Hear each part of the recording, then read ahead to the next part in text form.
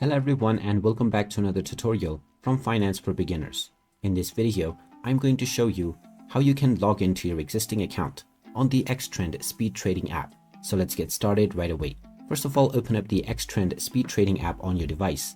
And if you haven't already logged into your account, from the homepage, tap on the Me icon at the bottom right corner. You will then see the login button. So just tap on it.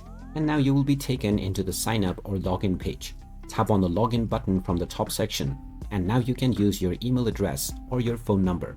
If you used your Google, your Facebook or your Apple ID to create your account, you also have the option to choose these. Type in your email address or your phone number within the given box and then tap on the login button. You will now be asked to enter your account password. Just type in your password within the given box and then tap on the login button. And now you will be logged in to your existing XTrend Speed Trading account right away. And now you can start making your deposits and trades as well.